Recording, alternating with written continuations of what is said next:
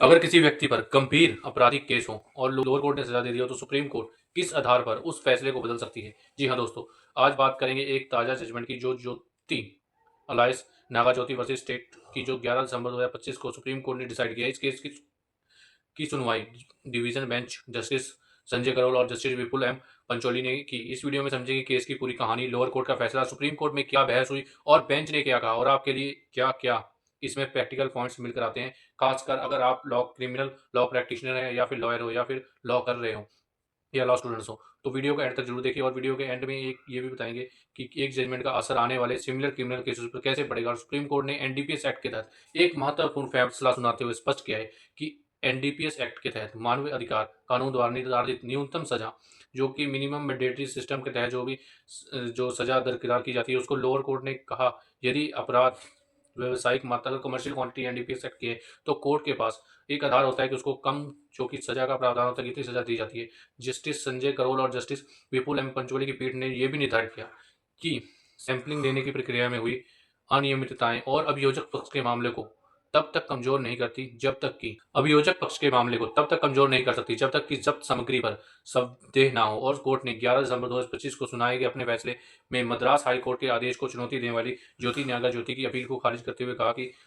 खारिज कर दिया और उसकी 10 साल की सजा को बरकरार रखा। ये जो मामला था 21 सितंबर 2019 का है, जहां पर पुलिस को ये गुप्त सूचना मिली थी कि एक दो पहिया वाहन पर गांजा ले जाया जा रहा है। इस सूचना के आधार पर पुलिस की टीम ने अपील करता और उसकी पत्नी को रोका और एनडीपीएस की एक्ट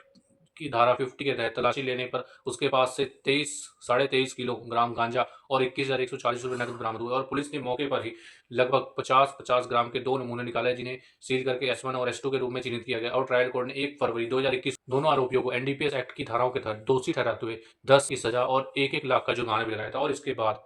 केस को मद्रास हाईकोर्ट में चैलेंज किया गया और फिर मद्रास हाईकोर्ट ने भी इस केस को 27 जुलाई 2024 को इस सजा को सही ठहराया था। और जिसके बाद से ये मामला सुप्रीम कोर्ट में पहुंचा, जहां पर पक्षकारों की दलील सुप्रीम कोर्ट ने अपील करता के अभियोजक पक्ष के सामने कई खामियां गिनाई,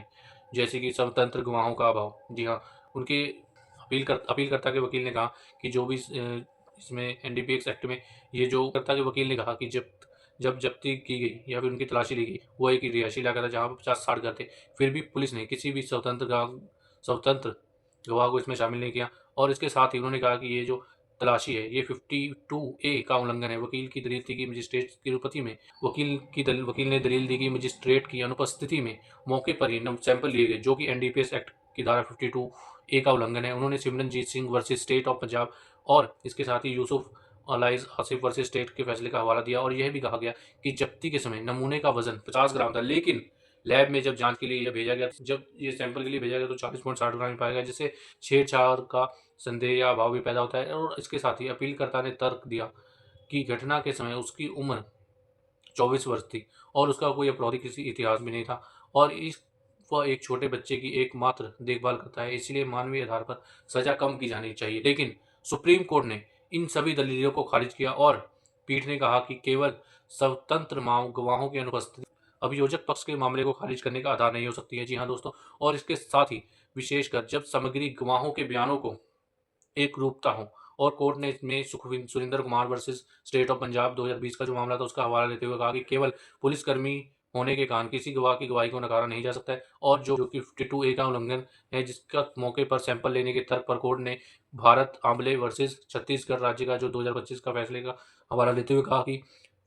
जो सेक्शन 52A के अनुपालन में देरी या मामूली चूक तब तक घातक नहीं होती है जब तक कि यह नियमित जब्त पदार्थों की अखंडता को प्रभावित न करे या फिर उसमें जो पदार्थ मिला है उसमें कुछ कोई मतलब कमी ना हो या उसके साथ कोई ऐसा कोई ले जाते समय उसमें कोई मिसिंग पदार्थ ना हो या सब्सटेंचुअली उसमें कोई एक्सीडेंट ना हो। या कोर्ट ने पाया कि इस मामले में सैंपलिंग प्रक्रिया जो थी निष्पक्ष थी और मजिस्ट्रेट के आदेश के बाद ही सैंपल जांच के लिए भेजे गए थे। और जो इसके नमूने का वजन था 50 ग्राम से घटकर जो 40.6 ग्राम होने पर कोर्ट ने प्राकृतिक प्रक्रिया माना और कोर्ट ने स्वीकार किया कि जब्ती और जांच के करीब 40 दिन के अंतराल में नमी सूखने के कारण वजह कम होना स्वाभाविक है। जो कि नूर आगा वर्सेस स्टेट ऑफ पंजाब जो 2008 का हवाला लेते हुए कोर्ट ने कहा कि अगर वजन में मामूली अंतर साक्ष्यों को खारिज करने के लिए पर्याप्त नहीं होता है। और जो यहाँ पर बात की गई जो उम्र के बारे में, युवा, उम्र और बच्चे की देखभाल की दलील पर कोर्ट ने स्पष्ट किया और कड़े शब्दों में कहा कि एनडीपीएस एक्ट की धारा 20 subsection B subsection 2 sub clause C के तहत वैसा अगर कोई उसमें सब क्लॉज सी के अंतर्गत कोई भी ऐसी एनडीपीएस एक्टिविटी की जाती है जिसमें उसको कमर्शियल रूप में बेचने के लिए उस मात्रा को यूज़ किया जा रहा है, तो उसमें जो तय सजा होती है वो बिल्कुल सही है। और अगर आप किसी ऐसे केस में और अगर आप भी अगर किसी ऐसे केस में जहां लोअर कोर्ट ने आपके खिलाफ कन्विक्शन आ गई है, तो ये जो जजमेंट बताता है कि अपील में आपका जो फोकस कहाँ होना चाहिए, केवल टेक्निकल ग्राउंड्स नहीं बल्कि एविडेंस और एप्रिसिएशन में हुई सब सब्सटेंटिव गलतियों पर भी। वकील और जो लॉ स्टूडेंट्स के लिए एक अच्छा एक केस एग्जांपल है कि सुप्रीम कोर्ट किस तरह फैक्ट फाइंडिंग, विटनेस क्रेडिबिलिटी और इन्वेस्टिगेशन क्वालिटी को बैलेंस करके फाइनल कंक्लूजन तक पहुंचती है। और उम्मीद है कि ये जो केस था ज्योति वर्सेस नागा ज्योति वर्सेस स्टेट वाले इस ताज़ा सुप्रीम कोर्ट के जजमेंट का ये जो ब्रेक डाउन आपके लिए बहुत यूजफुल रहा होगा। और ऐसे ही डिटेल क्रिमिनल लॉ और सुप्रीम कोर्ट जजमेंट एनालिसिस के लिए हमारे इस चैनल को सब्सक्राइब करें, वीडियो को लाइक करें और शेयर करें, और कमेंट में बताएं कि अगला कौन सा जजमेंट या टॉपिक कवर करना चाहिए। Thanks for watching. जय हिंद, जय भारत।